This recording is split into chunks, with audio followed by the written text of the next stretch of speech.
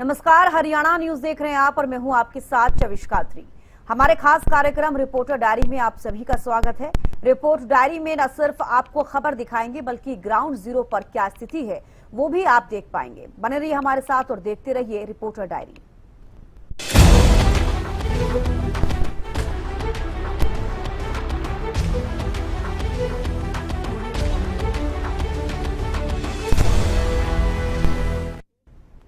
Cross voting पर कांग्रेस का बड़ा एक्शन देखने को मिला। 5 आरोपी विधायकों को सस्पेंड करने का फैसला लिया है।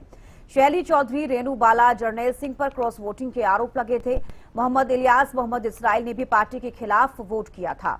अनुशासन समिति की रिपोर्ट के बाद ये बड़ी कार्रवाई हुई है।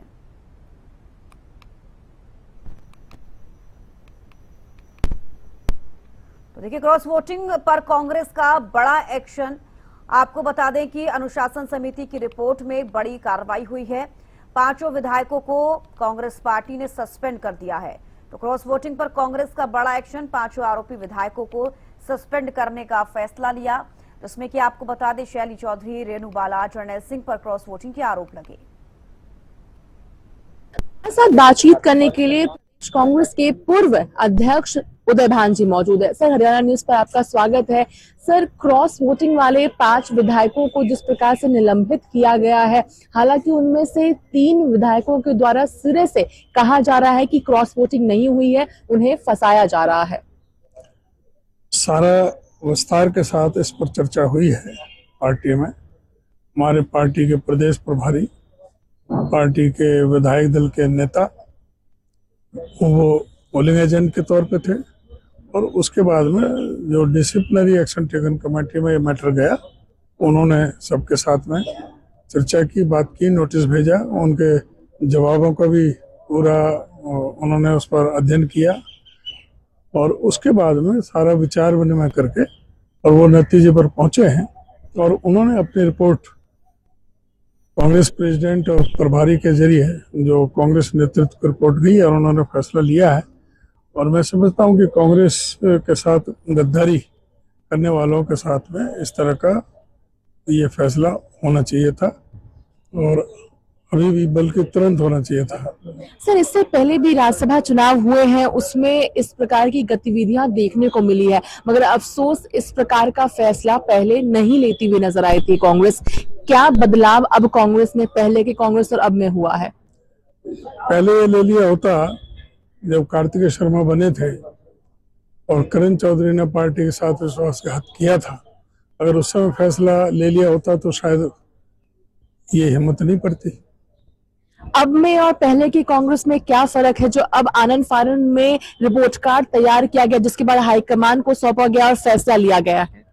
ठीक है, समय समय का रहता है, उस समय ये फैसला नहीं ले पाए। कोई पार्टी के अंदर कई तरह की बातें होती है, उन्होंने अपनी सफाई दी होगी और उससे कुछ सहमत होंगे, जिससे कि नहीं हुआ, और ये अपनी सफाई दे नहीं पाए सही ढंग से, तो ये कारण बना है और उसका फैसला लिया है। धन्यवाद। हमसे बातचीत करने हम सुन रहे थे पूर्व प्रदेश अध्यक्ष उदय भान जी को। ने क्रॉस वोटिंग को लेकर भी कहा कि अगर पहले ही, यानी इससे पहले जब कांग्रेस में क्रॉस वोटिंग जैसी चीजें हुई थी, अगर तब फैसला ले लिया होता तो इतनी हिम्मत आज विधायकों को नहीं होती। वहीं क्रॉस वोटिंग में जो निलंबित किया गया है उस फैसले को सराहते हुए नजर आए हैं। दिल्ली से हरियाणा न्यूज के लिए अपराजिता श्री। जिस प्रकार से आज 5 क्रॉस वोटिंग वाले विधायकों को निलंबित किया गया, हमारे साथ बातचीत करने के लिए कांग्रेस विधायक इंदुराज नरवाल मौजूद है। सर, हरियाणा न्यूज पर आपका स्वागत है। लंबे समय से इंतजार किया जा रहा था, जब से राज्यसभा में क्रॉस वोटिंग हुई तब से आप लोगों के द्वारा इंतजार किया जा रहा था, जनता इंतजार कर रही थी, जिसके बाद आज फैसला ले लिया गया है।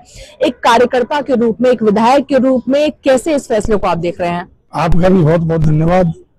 और ये फैसला बहुत अच्छा फैसला है।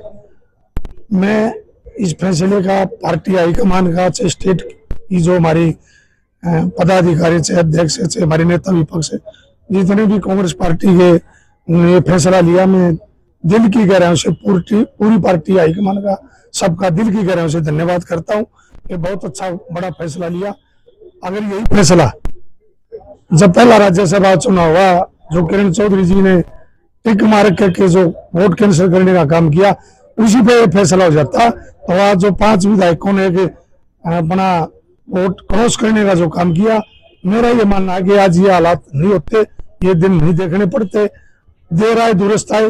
पार्टी का बहुत बहुत धन्यवाद और बड़ा अच्छा फैसला है। सर, किरण चौधरी का चूंकि आपने जिक्र किया, भारतीय जनता पार्टी में फिलहाल वो हैं, उनके द्वारा कहा गया है कि जिसे सजा मिलनी चाहिए उसे तो मिली ही नहीं, क्योंकि अगर कहा जाए पूरे राज्यसभा की जिम्मेदारी नेता विपक्ष भूपेंद्र सिंह हुड्डा के पास दी गई, तो उसके बावजूद भी 5 क्रॉस वोटिंग, जिसमें से 3 काफी करीबी भूपेंद्र सिंह हुड्डा जी के माने जाते थे। मैं किरण चौधरी जी के पक्ष में हूँ। उन्होंने सही कहा। उन्होंने ये कहा कि ये जो फैसला लिया गया, ये अगर किरण चौधरी के साथ खुद हो जाता तो सही था और पार्टी ने वो करना चाहिए था, वो बच गई, इसलिए आज वो बातें कर रही है।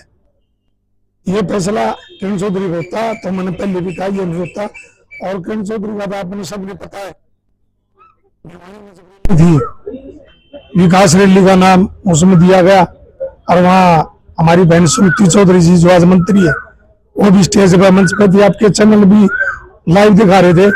आपने देखा कि किरण चौधरी मुख्यमंत्री ने जब हाथ खड़ा करा और जब किरण चौधरी जी का हाथ था वो भी उठा लिया। किरण चौधरी ने पता लग गया कि तेरा भविष्य गर्द में है और आगे कुछ आने वाले नहीं।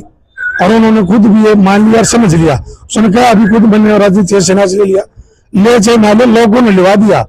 अब भविष्य में आने वाले आपके कोई परिवार में भी किसी सेवा देने पद पर चुन के नहीं होगा, ये सच्चाई है। सर, आज की बात करते हैं, चूंकि अगर पहले का भी आपने जिक्र किया, आज की भी जिक्र करते हैं। इस बार निलंबित किया गया, इससे पहले कोई कार्यवाही नहीं की गई थी। क्या लगता है ऐसा क्या बदलाव हुआ है, संगठनात्मक बदलाव हुए हैं कांग्रेस के अंदर, जिसकी वजह से इतने कड़े फैसले इस बार लिए गए हैं और पहले नहीं लिए गए थे? देखिए, हर समय एक साथ नहीं होता। पार्टी ने जो फैसला लिया है, पहले चुप रहेगी, अब दुरुस्त आ गई और बड़ा अच्छा फैसला लिया। ये तो समय बड़ा बलवान होता है, समय सब कुछ सिखाता है, चाहे इंसान हो चाहे पार्टी हो। पार्टी ने अब भी जो फैसला लिया बड़ा अच्छा फैसला है। धन्यवाद। हमसे बातचीत करेंगे। हम सुन रहे थे इंदुराज नलवाल जी को, कांग्रेस विधायक उत्साह के साथ की जिन्होंने क्रॉस वोटिंग की, उनके खिलाफ कार्रवाई की गई है। दिल्ली से हरियाणा न्यूज के लिए अपराजिता दर्शक।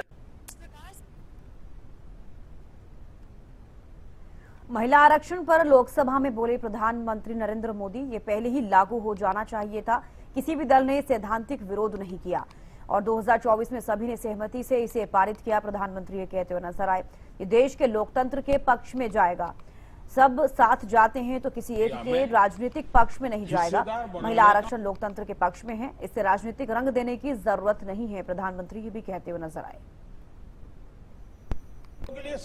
हम सब भाग्यवान हैं कि हमें ऐसे महत्वपूर्ण और देश की आधी आबादी को इस राष्ट्र निर्माण की नीति निर्धारण प्रक्रिया में हिस्सेदार बनाने का सौभाग्य मिल रहा है।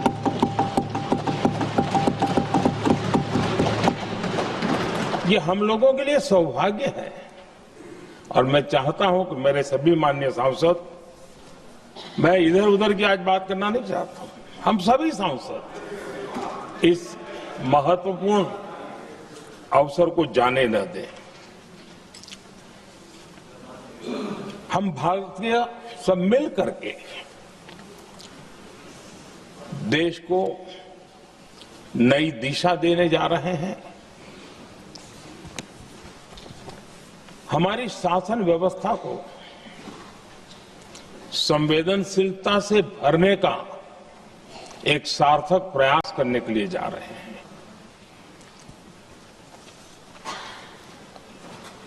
और मुझे विश्वास है कि इस मंथन से जो अमृत निकलेगा वो देश की राजनीति की भी उसके रूप स्वरूप को तो तय करने ही करने वाला है, लेकिन ये देश की दिशा और दशा भी तय करने वाला है। इतने महत्वपूर्ण मोड़ पर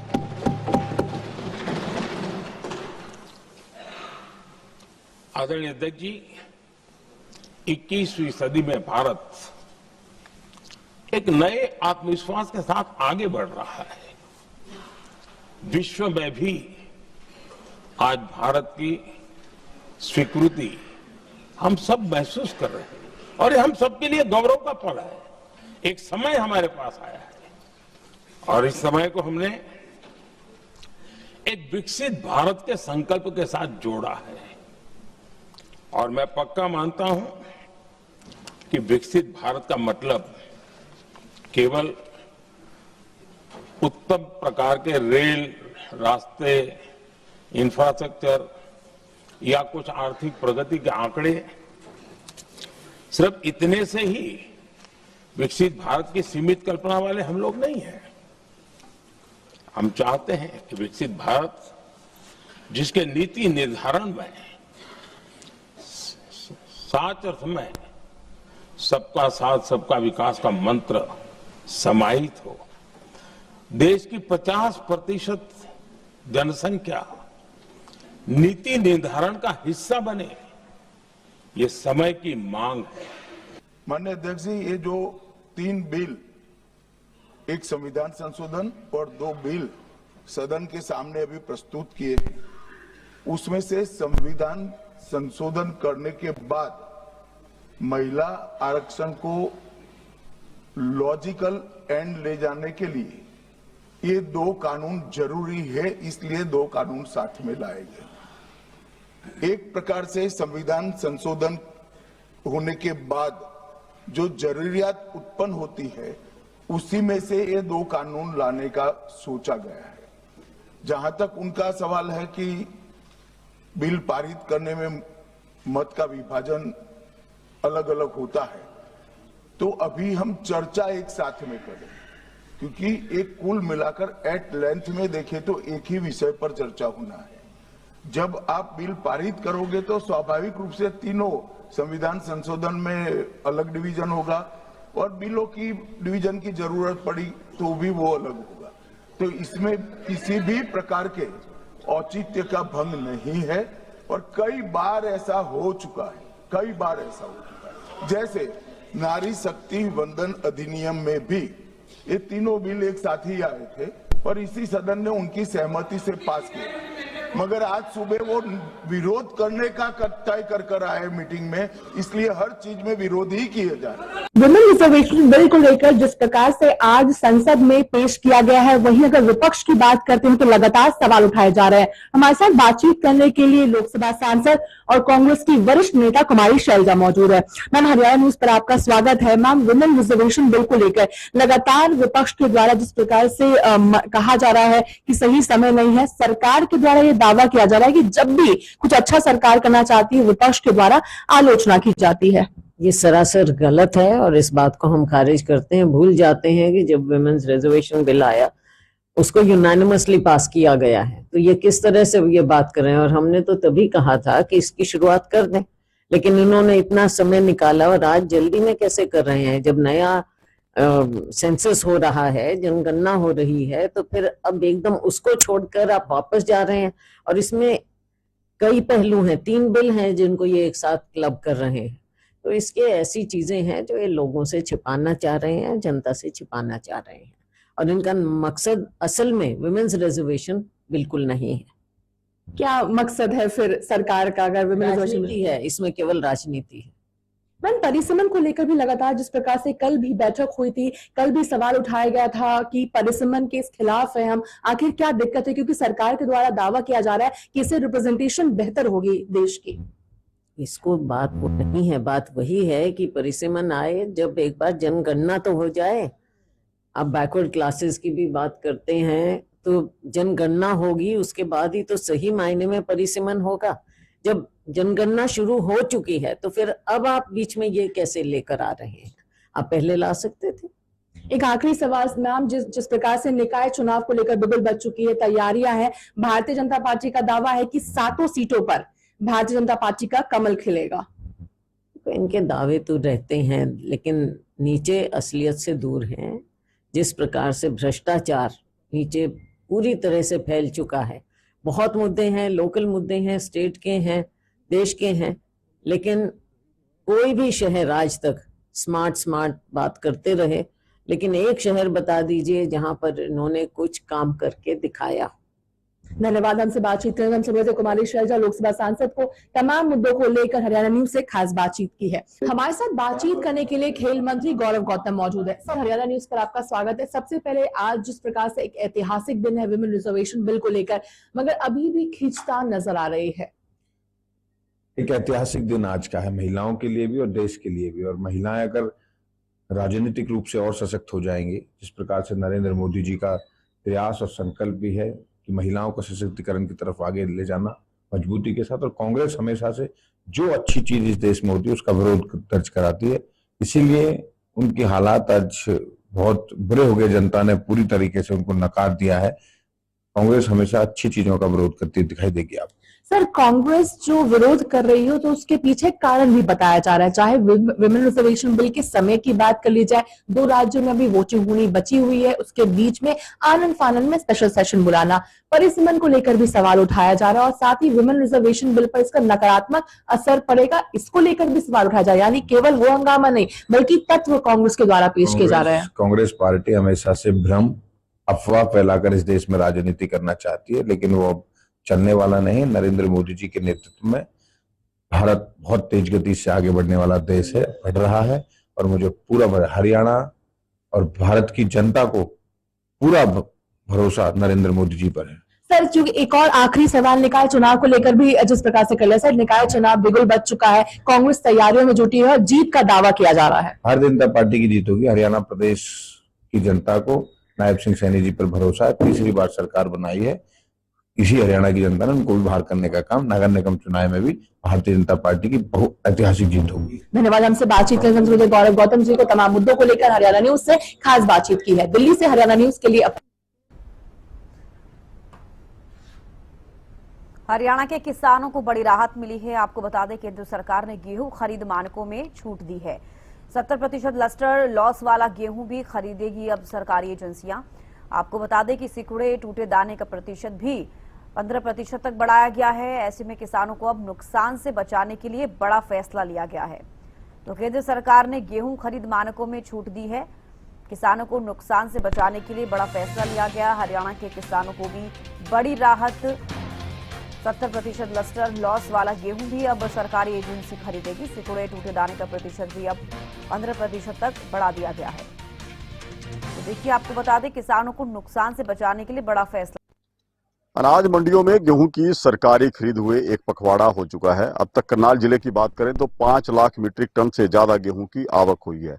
सबसे ज्यादा दिक्कत इस बार जो रही है वो मौसम की मार की रही है। मौसम की मार की वजह से गेहूं की पैदावार भी प्रभावित हुई है, वहीं गुणवत्ता पर भी इसका असर पड़ा था।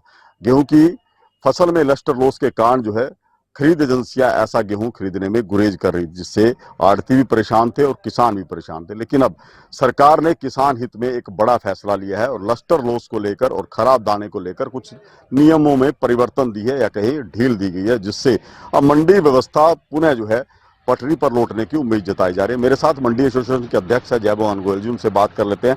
जय भगवान जी, क्या कुछ निर्देश जो है प्राप्त हुए हैं लस्टर लॉस को लेकर? देखिए, कल भारत सरकार के ऑर्डर आ गए हैं कि 70% तक लस्टर लॉस जितना गेहूं होगा दाना दाना सरकार खरीदेगी। उसमें डैमेज की मात्रा भी बढ़ा दी है, डिस्कलर की भी बढ़ा दी है, अन्य सुकड़े सभी प्रकार के दानों की उसमें बढ़ा दी है। अब जिस प्रकार की सरकार के मांग आई है उसके अनुरूप गेहूं आ रहा है, और सरकार ने आज आश्वस्त कर दिया, अधिकारियों से मेरी बात हुई है कि आज की डेट में दाना दाना परचेज गेहूं का कर लेंगे, जो पेंडिंग पड़ा था कई दिनों से सिर्फ लस्टर लॉस के चक्कर में। तो परचेज के लिए तो सरकार के अधिकारियों ने बोल दिया हम दाना दाना आज परचेज कर लेंगे फुल। लस्टर लॉस क्या है, किस वजह से लस्टर लॉस हो जाता है? लस्टर लॉस जैसे पका हुआ गेहूं होता है ना, उसके ऊपर बारिश हो जाती है तो जो उस पर लाल गेहूं का जो रंग होता है बढ़िया वाला, वो बारिश पड़ने से सफेद हो जाता है और उसमें उसकी क्वालिटी भी हल्की हो जाती है, दाना सिकुड़ा बन जाता है, डैमेज बढ़ जाता है गिरने से, ओलावृष्टि से जो नीचे गिर गया उससे डैमेज बढ़ जाता है। तो इसलिए सरकार को फिर अब किसानों का दाना 1-2% तो सरकार कर भी ले। अब सारा ही माल जब लस्टर लॉस हो गया तो लेना तो पड़ेगा सरकार को। तो सरकार ने इसलिए फैसला लेते हुए सरकार का कल ये लेटर। फरीदाबाद में नगर निगम सफाई कर्मचारियों का बड़ा प्रदर्शन सामने आया है। कर्मचारी ने न्यूनतम वेतन बढ़ाने, फायर कर्मचारियों को शहीद पुलिसकर्मियों की तरह सहायता देने और लंबित मांगों को पूरा करने को लेकर विरोध जताया। प्रदर्शन के दौरान कर्मचारियों ने करीब 3 घंटे तक काम बंद रखा, जिससे सफाई व्यवस्था प्रभावित रही। कर्मचारियों ने चेतावनी दी है कि यदि उनकी मांगों पर जल्द फैसला नहीं लिया गया तो आंदोलन को तेज कर दिया जाएगा और अनिश्चितकालीन हड़ताल भी की जा सकती है। वहीं कर्मचारी नेता नरेश शास्त्री ने कहा कि 11 साल बाद वेतन वृद्धि का फैसला लिया गया, लेकिन ये भी पूंजीपतियों के दबाव में लिया गया है। ये प्रदर्शन नहीं है, ये पूरे हरियाणा के पालिका परिषद निगमों के 35,000 कर्मचारियों की रिपोर्ट है, जिन्होंने 3 घंटे का काम का बहिष्कार करके वर्क सस्पेंड किया है। हमारी नाराजगी है, फायर के कर्मचारियों की 8 अप्रैल से हड़ताल चल रही है और उनकी जो मांग है वो न्यायोचित मांग है। शहीद हुए अग्निकांड के हमारे भविचंद और रणवीर को शहीद का दर्जा देने की, आर्थिक सहायता 1-1 करोड़ रुपए, पक्की नौकरी देने की। सरकार ने पुलिस कर्मचारियों को यह लाभ दिया है, तो फायर को क्यों नहीं दे रही है और उनकी मांगे हैं उनका निपटान करें। देखिए, सरकार तानाशाही रोड अख्तियार कर रही है। ये जो पूरा एनसीआर में जो मजदूरों का आंदोलन सड़कों पर आ रहा है, मतलब पानीपत रिफाइनरी से शुरू हुआ, फिर बरौनी जो बिहार में रिफाइनरी वहां से शुरू हुआ, फिर नोएडा की बात है, फिर गुड़गांव की बात है, फिर फरीदाबाद की बात है। ये मजदूर क्या मांग रहे हैं? हरियाणा सरकार की मैं बात करूं कि 23,000 रुपए करीब मिनिमम वेज पे सहमति बन गई थी। उसके बाद सरकार ने पूंजीपतियों के दबाव में ये 15,000 कुछ बात की है, लेकिन इसको भी मना कर दिया। अब आप देखेंगे दिल्ली में या 15,220 रुपए है और दिल्ली में 18,066 रुपए है। दिल्ली और फरीदाबाद में कुछ अंतर है, लेकिन पुराना जो मिनिमम वेज है उसको भी लागू नहीं कर रहे और लाठीचार्ज किसको हो रही है? मजदूरों को। गिरफ्तार किसका? मजदूरों को। फरीदाबाद में आज नगर निगम के सफाई कर्मचारियों ने 3 घंटे की हड़ताल की है और 3 घंटे की हड़ताल में उन्होंने अपना काम भी बंद कर दिया। उनकी मुख्य मांगे हैं कि एक तो जो फायर कर्मचारी हैं वो धरने पर बैठे हुए हैं, इसलिए वो उनका समर्थन कर रहे हैं, और साथ ही जो वेतन बढ़ाया गया है वो नाकाफी है, उसको 30,000 जो है वेतन सरकार को करना चाहिए। ये तमाम मांगे उन्होंने रखी है। हालांकि चेतावनी भी उन्होंने दी है कि अगर उनकी मांगे नहीं मानी गई तो आगे उनको प्रदर्शन करने पर मजबूर होना पड़ेगा और अनिश्चितकालीन हड़ताल भी कर सकते हैं। इसके अलावा C2 जो यूनियन है उनकी तरफ से भी आज यहाँ सेक्टर 12 में प्रदर्शन किया गया है और आंगनबाड़ी जो कर्मचारी हैं वो भी वेतन वृद्धि को लेकर यहाँ पर प्रदर्शन करने के लिए पहुंचे थे। तो साफ तौर पर कह सकते हैं कि तमाम जो कर्मचारी हैं वो वेतन को लेकर लामबंद होते हुए नजर आ रहे हैं। फरीदाबाद से हरियाणा न्यूज के लिए राजेंद्र दहिया। और गुरुग्राम से खबर सामने आई है, जहां पर सैर कर रहे व्यक्ति से मोबाइल छीनने की वारदात सामने आई है। बाइक सवार बदमाश ने इस वारदात को अंजाम दिया। घटना का सीसीटीवी फुटेज भी सामने आया है। गुरुग्राम के निर्वाणा कंट्री सोसाइटी के पास की घटना बताई जा रही है।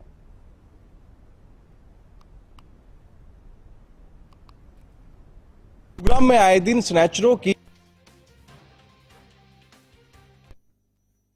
गुरुग्राम में अनेकों जो वारदात है स्नैचरों के द्वारा की गई है। पहले मामले की बात करूं तो गुरुग्राम के अशोक विहार 3 की है, जहां पर महिला जब अपने बच्चे को स्कूल से घर लेकर लौट रही थी, उसी दौरान एक बाइक सवार स्नैचर ने उसके गले से सोने की चैन लेकर रफू चक्कर होता नजर आया। तो वहीं पर निर्वाणा कंट्री की बात करूं जो कि गुरुग्राम के सेक्टर 50 में है, वहां पर आज सुबह सैर कर रहे युवक का फोन लेकर स्नैचर वहां से फरार होता नजर आए। दोनों ही घटना सीसीटीवी कैमरे में कैद हो गई और गुरुग्राम पुलिस अब सीसीटीवी के आधार पर इन स्नैचरों की तलाश में जरूर जुट गई है, लेकिन गुरुग्राम में कानून व्यवस्था एक बार फिर कहीं ना कहीं भगवान भरोसे होती नजर आ रही है। बहरहाल अब देखना होगा कि गुरुग्राम पुलिस कब तक इन स्नैचरों को सलाखों के पीछे डालने का काम करती है। गुरुग्राम से कैमरामैन राहुल